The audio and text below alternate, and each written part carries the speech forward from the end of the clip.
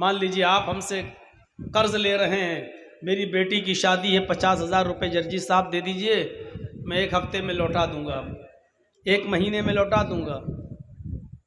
मेरे पास 50,000 हैं, लेकिन मैं डर रहा हूं कि पता नहीं 1 महीने में लौटाएगा या नहीं लौटाएगा। उस डर को ख़त्म करने के लिए सामने वाला क्या कह रहा है, आप बिल्कुल बेफिक्र रहिए, आपका पैसा 1 महीने में हम लौटा देंगे। फिर भी हमको डर लग रहा है। साहब 50,000 की रकम कोई मामूली रकम नहीं होती है। हम 50,000 रुपए तुम्हें दे तो रहे हैं, लेकिन पता नहीं तुम दोगे या नहीं दोगे। तो फिर वो अपनी बात को बावजन बनाने के लिए और मुझे एतबार दिलाने के लिए भरोसे में लेता है और क्या कहता है, अल्लाह की कसम मैं 1 महीने में आपका पैसा जरूर लौटा दूंगा। जब एक शख्स के ऊपर मुझे यकीन नहीं है तो फिर वो यकीन दिलाने के लिए कसम खा रहा है, या यूं कह लीजिए मैं उसको झूठा समझ रहा हूं, पता नहीं देगा या नहीं देगा, तो वो अपने आप को सच्चा साबित करने के लिए कसम खाता है कि अल्लाह की कसम मैं आपको जरूर लौटा दूंगा। लेकिन अल्लाह को कसम खाने की जरूरत क्यों पड़ती है? लंबी बहस है, उस तरफ जाएंगे तो रात गुजरेगी। बस इतना इशारा कर देता हूं कि अरब के अंदर कसमें खाने का बहुत रवाज था। अरब के अंदर कसमें खाने का बहुत रवाज था। वो बात बात पर कसमें खाते थे और जब कसम खाकर कोई बात कही जाती थी तो उस बात का ज्यादा एतबार करते थे। तो अल्लाह रब्बुल आलमीन ने भी कसम खाकर उनको एतबार दिला दिया। शॉर्टकट में मुख्तसर उसका जवाब यही है। अरबों के मिजाज को समझते हुए अल्लाह रब्बुल आलमीन ने कसम खाई। आया अरबों, बगैर कसम खाए कोई बात जब कही जाती है तो तुम उस बात का एतबार नहीं करते हो। कसम खाने के बाद जब कोई बात कही जाती है तो तुम उस बात का एतबार ज्यादा करते हो, उस बात का यकीन ज्यादा करते हो। अगर कसम खाकर जो बात कही जाए वो ज्यादा मोतबर होती है, भरोसे के लायक होती है, तो मैं भी कसम खाकर तुम्हें एतबार दिलाता हूं, यकीन दिलाता हूं। ज़माने की कसम, इन्नल इंसान लफी खुस्र, रुए जमीन के ऊपर जितनी भी इंसानियत को तुम देख रहे हो, ये सारी की सारी इंसानियत सर तापा, सर से लेकर पैरों तक नुकसान में डूबी हुई है। सब नुकसान के अंदर कसम खाकर एतबार दिलाया। अल्लाह ने कसम खाई। अल्लाह कसम क्यों खाता है उसका मुख्तसर जवाब दे दिया। अब सवाल पैदा होता है कि अल्लाह ने ज़माने की कसम क्यों खाई? अल्लाह रब्बुल आलमीन ने बहुत से मकामात पर बहुत सी चीज़ों की कसम खाई। कभी सूरज की कसम खाई, वश्शम्सी वज़ुहाहा, तो कभी चाश्त के नाश्ते के वक्त की कसम खाई, वज़्ज़ुहा, तो कभी रात के अंधेरे की कसम खाई, वल्लैली इज़ा सजा, कहीं उसने चांद की कसम खाई, वल कमरी इज़ा तलाहा, कहीं उसने फलों की कसम खाई, वत्तीनी वज़्ज़ैतून, कभी उसने फजर की नमाज के वक्त की कसम खाई, वल फज्र, और कहीं उसने अपने आप की भी कसम खाई, फला व रब्बिका ला युमिनून हत्ता युहक्किमूका फीमा शजर बैनहुम। ये अल्लाह ने कसमें खाई हैं, लेकिन यहां उसने जमाने की कसम खाई। वल अस्र, जमाने की कसम, जब सारी दुनिया के इंसानों को उसने नुकसान में बताया तो उसके लिए जमाने की कसम खाई। और उसके पीछे भी एक रीजन है। रीजन क्या है? इंसान 1 दिन, 2 दिन, 3 दिन, 4 दिन, 5 दिन, 1 हफ्ता, 2 हफ्ता, 1 महीना, 2 महीना, 1 साल, 2 साल, जैसे जैसे गुजारता जाता है उसकी उम्र धीरे धीरे कम होती जाती है। इंसान को जब नुकसान में बताया तो उसका रीजन यही बताया कि सारी दुनिया के इंसान नुकसान में हैं। नुकसान में होने की वजह क्या है? पैसे वाले नहीं है, दौलत वाले नहीं है, नहीं है। 1 से 1 करोड़पति आदमी दुनिया में पड़ा है।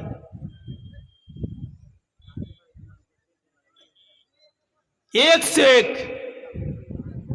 बल्कि इस वक्त पूरी दुनियावी सतह पर अगर देखा जाए तो दुनिया का सबसे अमीर आदमी भी नंबर 1 पर कुवैत का एक पाकिस्तानी आदमी है,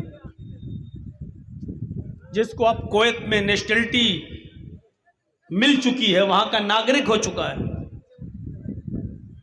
दुनिया के अमीर आदमियों में अडानी और अंबानी का नाम नहीं आता है। कुवैत में रहने वाला एक पाकिस्तानी आदमी है, सबसे अमीर आदमी, सबसे दौलतमंद आदमी। उसका अपना 1 दिन का पॉकेट खर्च, जिसको हम लोग बोलते हैं चाय खर्च, नाश्ता पानी, अपना, मेहमानों का नहीं, अपना, सिर्फ अपना जाती 1 दिन का 18 लाख रुपया इंडियन करेंसी है। 1 दिन का 18 लाख रुपया, 1 दिन का।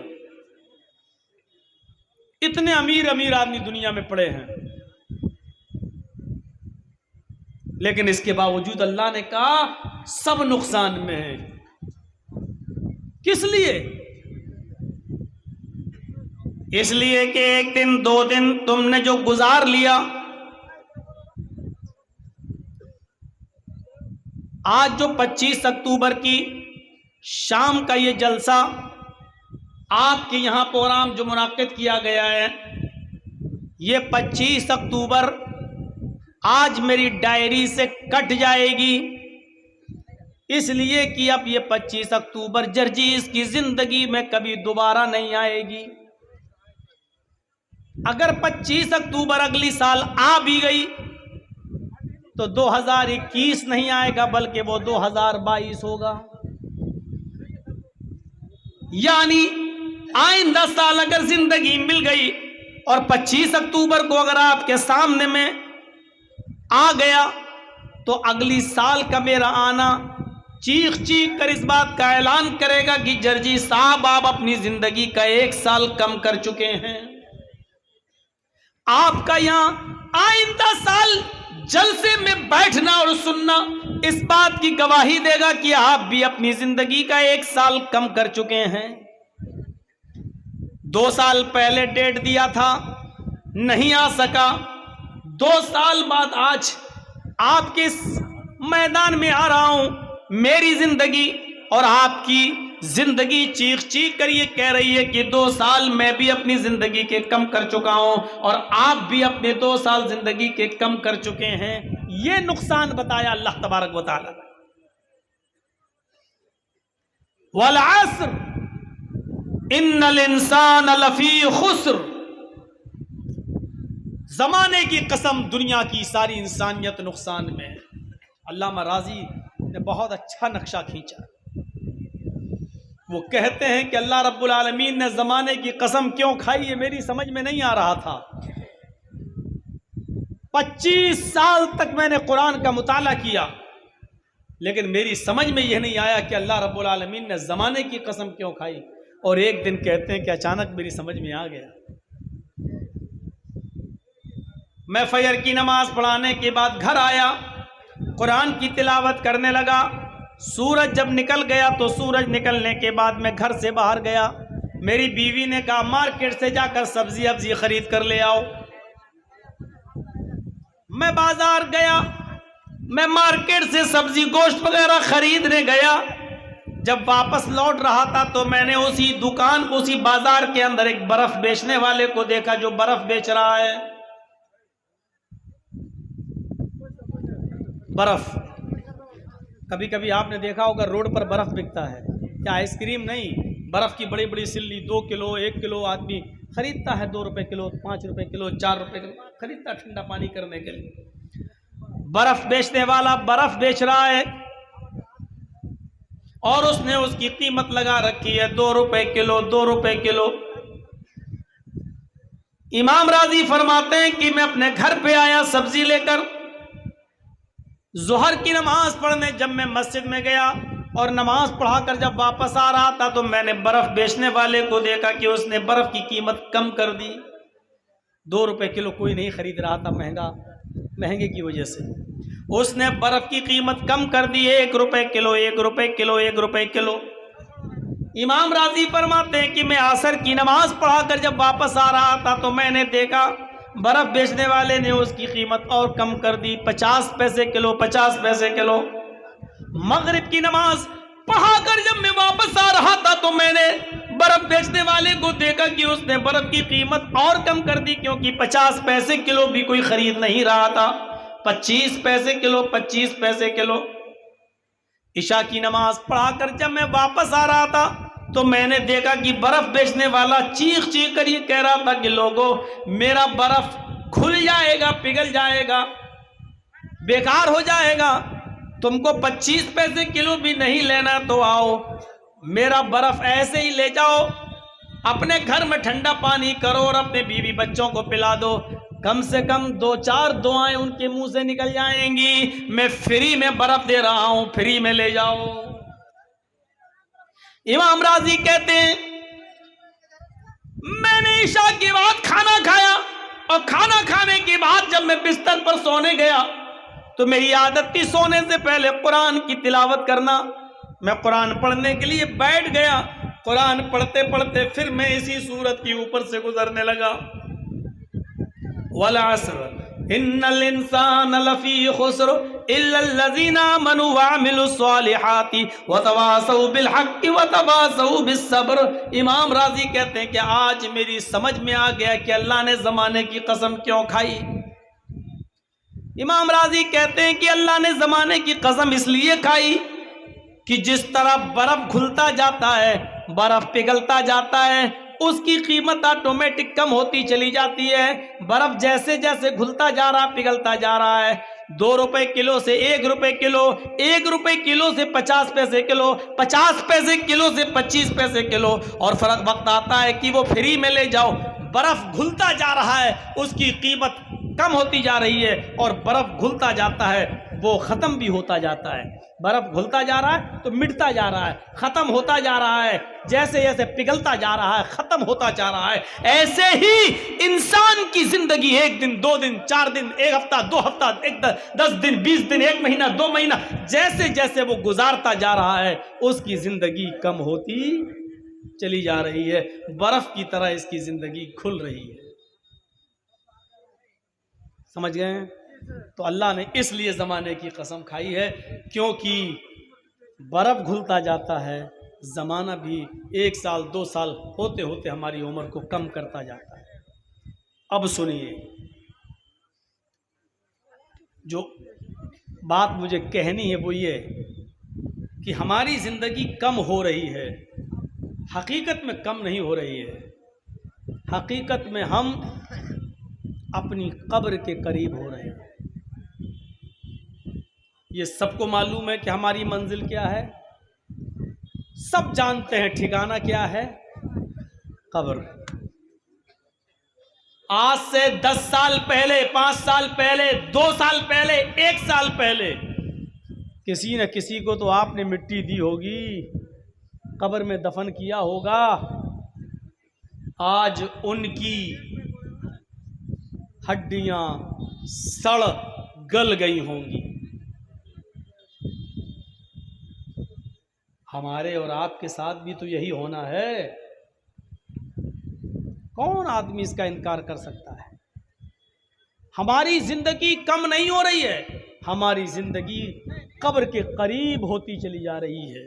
हम कब्र के करीब होते चले जा रहे हैं।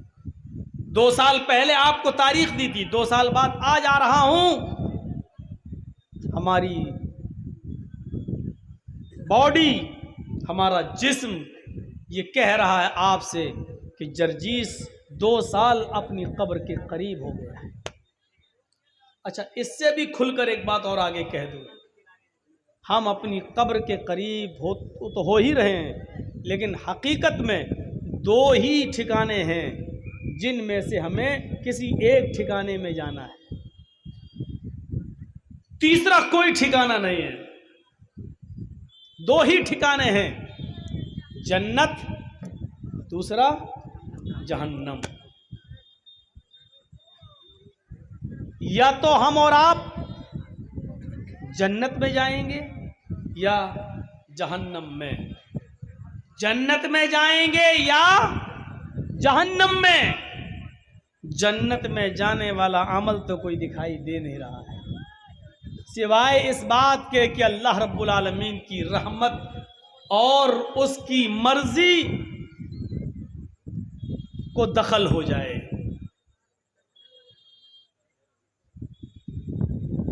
वरना कोई अमल दिखाई नहीं दे रहा। और उसका हल्का सा नमूना आप इस जलसे में भी देख सकते हैं।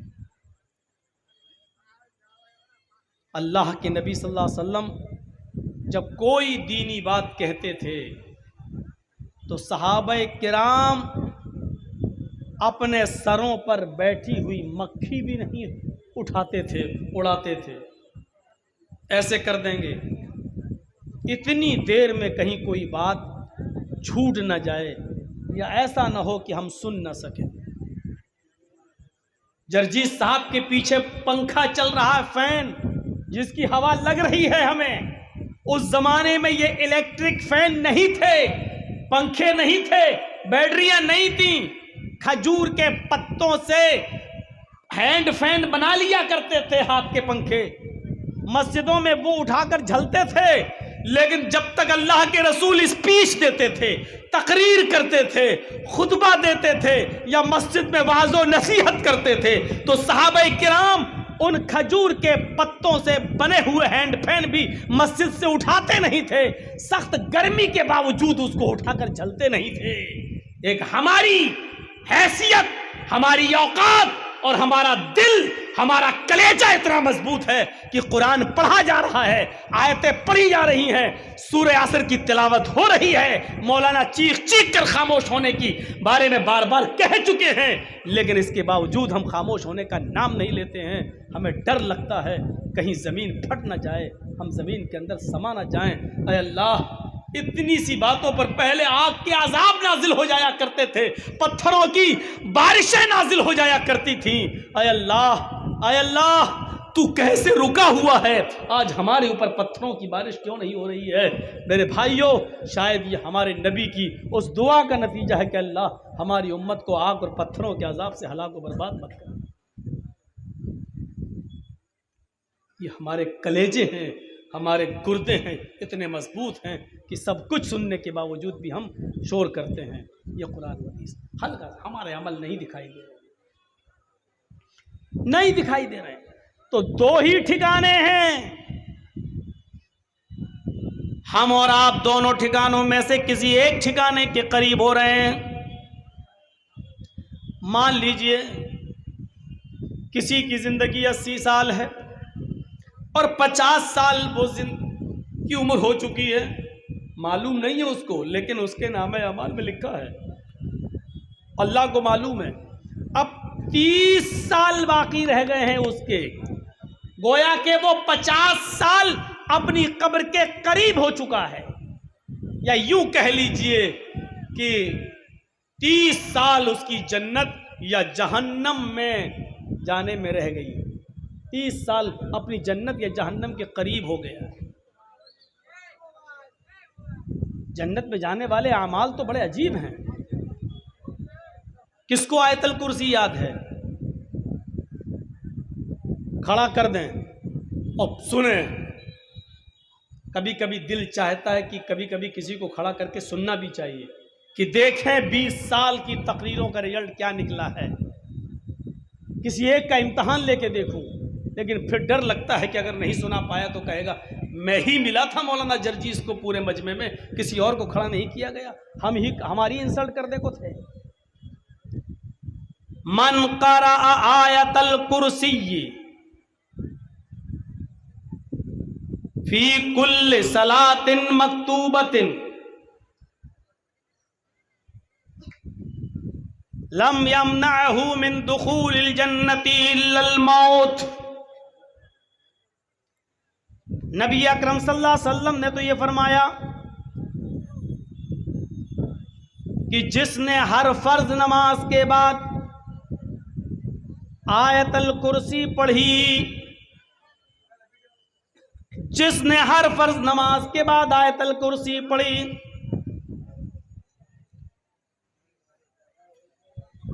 याद रखना हर फर्ज नमाज के बाद आयतल कुर्सी। अब याद है कि नहीं है? नहीं है तो करो। मन क़रा आयतल कुर्सी मिन कुल्ल सलातिन मक्तूबतिन, हर फर्ज नमाज के बाद जिसने आयतल कुर्सी को अपना वजीफा बनाया, उसको पढ़ना शुरू किया और अपनी आदत बनाई, लम यमनअहु मिन दुखूलिल जन्नति इल्लल मौत, उसको जन्नत में जाने से मौत के सिवा कोई चीज नहीं रोक रही है। यानी मौत उसको जन्नत में जाने से रोक रही है बस, यानी वो मर नहीं रहा है, जब मरेगा तो जन्नत में चला जाएगा। उसको जन्नत में जाने से अगर कोई चीज रोक रही है तो मौत रोक रही है। ये थे जन्नत में जाने वाले रास्ते, लेकिन हमें पता कहाँ है। तो हमारे आमाल कैसे हैं ये देखिए। और याद रखिए एक चीज आपको और याद दिला दूं, कोई जरूरी नहीं है कि हम जिंदगी भर अच्छे अमल करते रहें और जन्नत ही में चले जाएं। आपको मालूम है, सही बुखारी का वो मंजर देखिए, पूरी जिंदगी नेक अमल किया सहाबी रसूल। और कौन? सहाबी रसूल।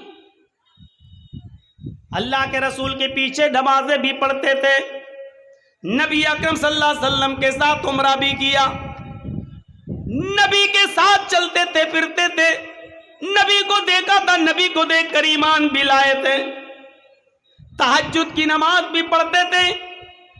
ग़ज़वा उहद के मौके पर सबसे आगे लड़ने में वही थे, सबसे पहले तलवार उन्होंने ही मियान से निकाली, सबसे पहले काफिरों के भीड़ में वही घुसे, कई काफिरों को मारते चले गए।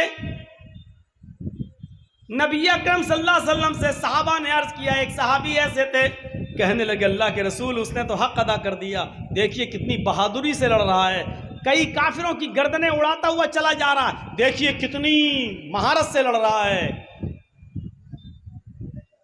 बुखारी के अल्फाज पर गौर कीजिए, अल्लाह के नबी सल्लल्लाहु अलैहि वसल्लम मुस्कुराते हैं और कहते हैं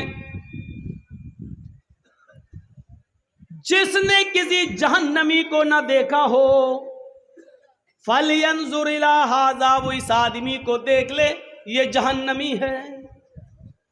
किसके बारे में? सहाबी के बारे में। हम तो नमाज पढ़ के निकलते हैं दाढ़ी पे हाथ फेरते हुए तो ऐसा लगता है जैसे अल्लाह पर बहुत बड़ा एहसान करके आए। यहां नबी के साथ रहा, नबी के साथ उठा, नबी के साथ बैठा, नबी के साथ चला, यहां तक कि जंगें भी लड़ी, ग़ज़वा उहद में सबसे आगे आगे लड़ रहा है। और अल्लाह के रसूल ने क्या कहा? जिसको जहन्नमी देखना हो देख लो इसे। वो सहाबी कहते हैं बड़ा तजस्सुस हुआ मुझे कि ये आदमी इतनी बहादुरी से लड़ रहा है, नमाज में सबसे आगे रहता है, फिर अल्लाह के रसूल सल्लल्लाहु अलैहि वसल्लम इसको जहन्नमी क्यों कह रहे हैं? कहा आज मैं देखूंगा आखिर ऐसा कौन सा अमल ये करता है। लास्ट में वो उसके पीछे पीछे रहे, दूसरे सहाबी उसको देखते रहे, उसका पीछा करते रहे। क्या देखते हैं कि ये सहाबी लड़ते लड़ते मैदान जंग में जख्मों से चूर हो गए। तकलीफ, एक खाई में पड़े हुए हैं, तकलीफ बर्दाश्त नहीं कर पा रहे हैं जख्मों की। जो जासूसी कर रहा था, जो सहाबी जो इनके पीछे लगा था, वो देख रहा कि देखें ये क्या करते हैं। अल्लाह के नबी ने इतने बड़े मर्द मुजाहिद को कैसे जहन्नमी कह दिया।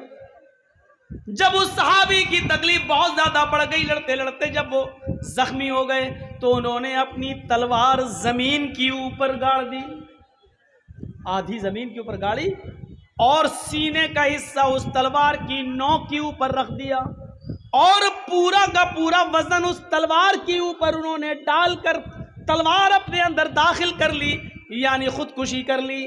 जख्मों की ताब ना ला सके और उन्होंने जल्दी से अपने आप को ही मार डाला।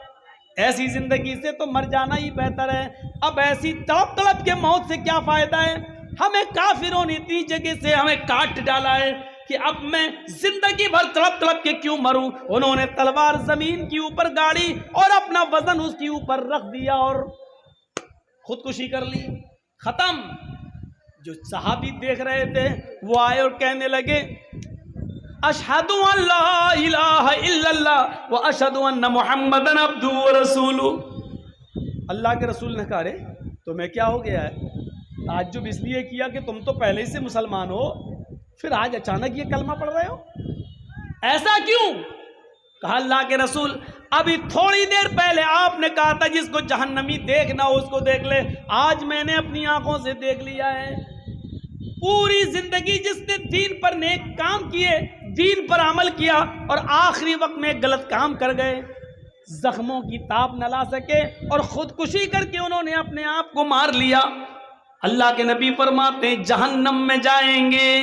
जरूरी नहीं है कि नेक अमल हम करें और जन्नत मिल जाए, आखिरी अमल देखा जाएगा हमारा, आखिर वक्त में हमारा अमल कैसा रहा। इन्नमल अमालु बिल खवातीम, अमाल का दारो मदार आखिरी उम्र से होता है। एक इंसान जिंदगी भर नेक अमल करता है, यहां तक कि उसके और जन्नत में जाने के दरमियान सिर्फ एक बालिश का फासला रह जाता है, एक हाथ का फासला रह जाता है, लेकिन यही से अल्लाह उसकी नीयत को, उसके दिल को बदल देता है और फिर वो गुनाहों के कामों में मुलव्वस हो जाता है, गुनाहों के कामों में पड़ जाता है, और उसके बाद वो आदमी जन्नत में जाने से रह जाता है और जहन्नम का मुस्तहिक ठहर जाता है। हमारी और आपकी उम्रें धीरे धीरे कम होती चली जा रही हैं, हम कब्र के करीब होते जा रहे हैं, बल्कि जन्नत या जहन्नम के करीब होते चले जा रहे हैं। जब इस सहाबी ने पूरी जिंदगी अमल किया लेकिन आखिरी वक्त में गलत काम कर गए, खुदकुशी कर ली, तो जहन्नम में जा।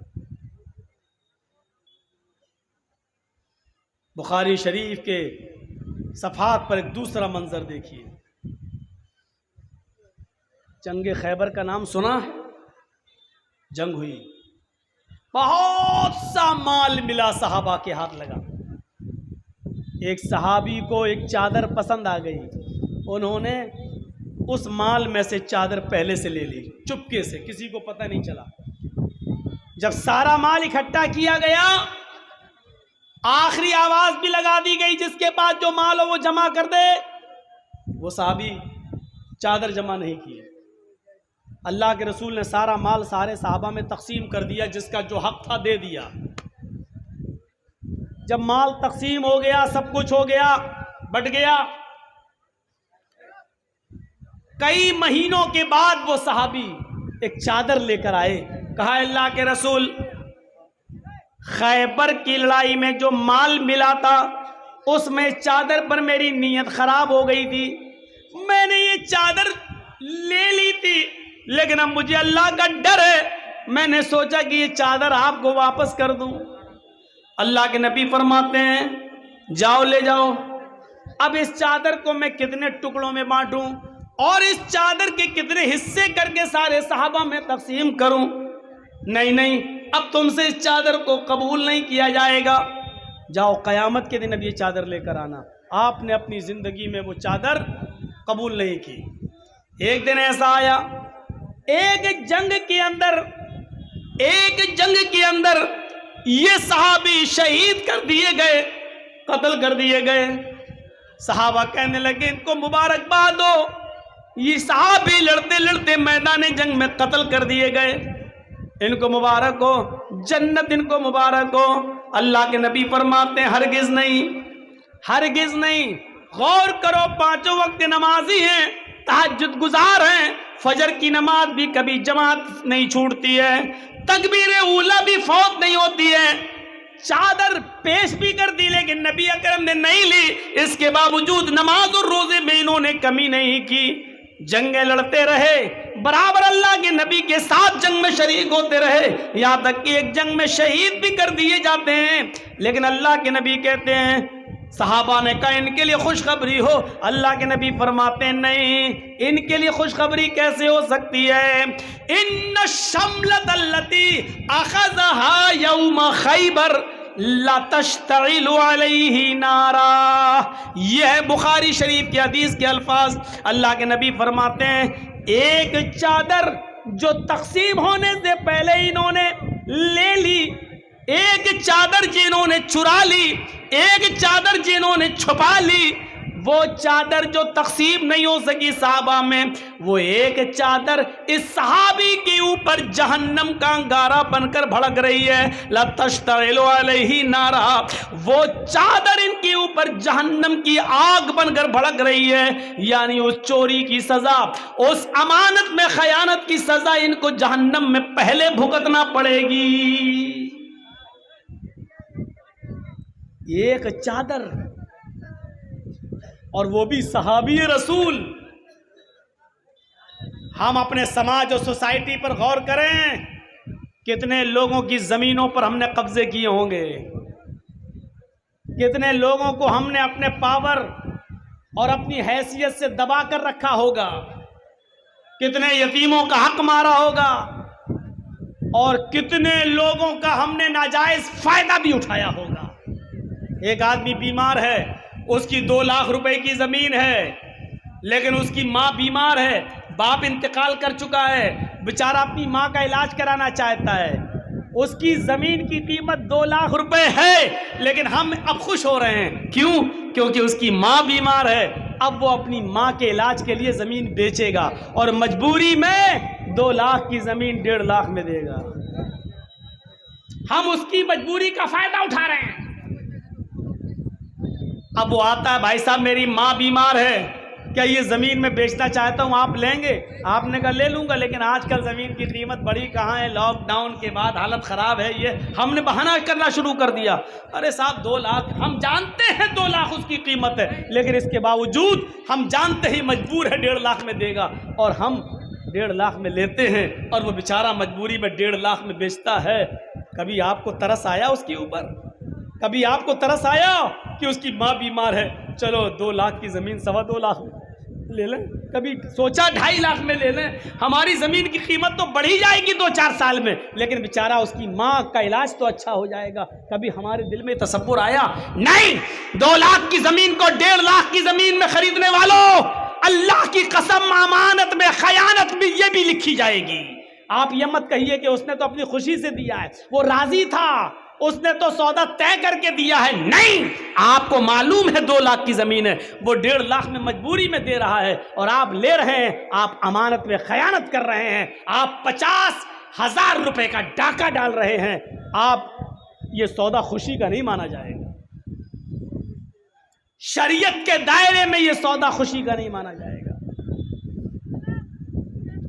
ये चौधरियों सुन लो, और गांव के साहूकारों, गरीबों की गुर्बत का फायदा उठाने वालों, मजबूरों की मजबूरी का फायदा उठाने वालों, बचोगे नहीं क़यामत के दिन। वल अस्र इन्नल इंसान लफी खुस्र, ज़माने की कसम रुए ज़मीन पर जितने भी लोगों को तुम देख रहे हो, सब नुकसान ही नुकसान के अंदर हैं, सर तापा नुकसान में डूबे हुए हैं। सर से लेकर पैर तक ये सब नुकसान में डूबे हुए हैं, कोई भी फायदे में नहीं है। एक एक दिन करके इंसान की जिंदगी जो जो गुजरती जा रही है, वो अपनी कब्र के, अपनी जन्नत या जहन्नम के करीब होता जा रहा है। अल्लाह न करे अगर धीरे धीरे ये अपनी जहन्नम के करीब होता चला गया, तो इससे ज़्यादा नुकसान और क्या होगा, इससे ज़्यादा खसारा और क्या होगा, इससे बड़ा इंसान का नुकसान और क्या होगा कि वो एक एक 2-2 साल गुजारता जा रहा है और जहन्नम के करीब होता जा रहा है। इसीलिए मेरी पुरानी तकरीरें उठाकर देख लो, कभी मैंने अगर जन्मदिन बनाने वालों के बारे में बोला है। तो क्या बोला है वो आप सेंटेंस उठाकर देख सकते हैं। जो लोग अपनी औलाद का, अपने बेटों का जन्मदिन मनाते हैं वेस्टर्न कल्चर से, पश्चिमी सभ्यता से प्रभावित होकर, पश्चिमी सभ्यता से, मगरबी तहजीब से मुतासिर होकर, क्या हो रहा है, मेरा बेटा 4 साल का, happy birthday to you, cake काटते हैं। आज हमारा बच्चा 4 साल का, आज हमारा बच्चा 5 साल का। मैंने डंके की चोट पे बंगाल की धरती पर कहा है, और इधर भी कह दूं, बंगाल में ज्यादा बनाते हैं, नहीं माने। बहुत बड़ी परेशानी है। मैंने बहुत से जगहों पर जलसे करता हूँ। बम्बई में क्या डिसिप्लिन होता है, आपसे ज़्यादा भीड़ होती है। हैदराबाद वगैरह में जाइए, और अभी मैं 29-30 तारीख को जा रहा हूँ, 29-30 को मेरा प्रोग्राम है। क्या डिसिप्लिन होता है। मौलाना के रास्ता अलग, ले जाने का अलग, लाने का अलग, कोई सुनने वालों का अलग। मजाल है कि एक आदमी जलसे में बोल दे, पता नहीं सीख हासिल। इतनी बड़ी बात कही कि कलेजे देखो, गुर्दे देखो कितने मजबूत हैं दिल। कुरान की आयतें पढ़ी जा रही हैं और बोल रहे हैं। मिसालें दे दी हमने कि सहाबा कराम हाथ का पंखा नहीं उठा के जलते थे, सर पे बैठी हुई मक्खी नहीं उड़ाते थे। क्या उम्मीद रखें ऐसी कौम से। तो सुनिए मेरे भाइयों, मैं अर्ज ये कर रहा था, देखिए इंसान धीरे धीरे कहां जा रहा है, कितना करीब होता जा रहा है। आखिरी अमल इंसान का जो होगा उस पर, बच्चों का जन्मदिन मनाने वाली बात मैंने कही थी, बंगाल की धरती पर कही थी, डंके की चोट पर। मैंने कहा था कि जो बाप अपने बेटे का जन्मदिन मनाता है, यकीन मानिए उससे बड़ा पागल कोई बाप नहीं। मैंने पागल कहा था उसको। इधर भी होंगे केक काटने वाले। आज के दिन मेरा बेटा पैदा हुआ था 25 अक्टूबर को, आज 8 साल का हो गया, आज 6 साल का हो गया। अल्लाह के नबी फरमाते हैं, जब तुम्हारा बेटा जबान खोले तो उसको अल्लाह अल्लाह उसकी जबान से निकलवाओ। जब बोलने लगे तो उसको ला इलाहा इल्लल्लाह सिखलाओ। जब 7 साल का हो जाए तो उसको नमाज का हुक्म दो। उंगली पकड़ के मस्जिद में ले जाओ, कभी पढ़ेगा कभी नहीं पढ़ेगा। लेकिन 10 साल का जब हो जाए और नमाज ना पढ़े तो फजरिबूहु, 10 साल के बाद तुम्हारी ड्यूटी हो जाती है कि मार मार कर उसको मस्जिद में ले जाओ। अब तुम्हारी जिम्मेदारी बन जाती है। अल्लाह के नबी ये नहीं कह रहे 6 साल का हो जाए तो ये मनाओ, 8 साल का हो जाए तो ये मनाओ, क्योंकि नबी ऐसे काम कराना चाहते हैं कि तुम्हारा बेटा जैसे जैसे बड़ा होता जाए तो जन्नत के करीब जाता जाए, जहन्नम के करीब न जाए। 7 साल का हो तो नमाज के लिए ले जाओ, और 10 साल का हो तो मारो अगर नमाज न पढ़े। ये नबी हुक्म दे रहे हैं, या अय्युहल्लज़ीना आमनू कू अनफुसकुम व अहलीकुम नारा, ईमानो वालो अपने आप को भी जहन्नम के आग से बचाओ और अपने अहल वयाल को भी जहन्नम के आग से बचाओ, अपने बीवी बच्चों को भी जहन्नम के आग से बचाओ। मेरे प्यारे साथियों, जहन्नम की जासूस तपिश की हालत ये थी कि उसको देखकर अल्लाह के नबी सल्लल्लाहु अलैहि वसल्लम जब इस दुनिया में आए, जहन्नम का मंजर देखकर जब इस दुनिया में आए, तो आपने जहां बहुत से लोगों को डराया, तो आपने उस मौके पर अपनी बेटी को भी डराया। आपने कहा, या फातिमा बिन्त मोहम्मद अनक़िज़ी नफ्सकी मिनन नार इन्नी ला उग़नी अन्की मिनल्लाहि शैया। ऐ मेरी बेटी, जहन्नम का अज़ाब मैं अपनी आंख से देख कर आया हूँ। ऐ मेरी बेटी, दुनिया में अमल कर और अपने आप को जहन्नम की आग से बचा ले। और मेरी लख्ते जिगर, अपने आप को जहन्नम से बचा ले। और मेरी बेटी, अपने आप को जहन्नम के आज़ाब से बचा ले। सलीनी मिन माली माशित, अल्लाह ने मुझे दुनिया में जो माल दिया है उस माल में से तू जितना मुझसे लेना चाहे ले ले।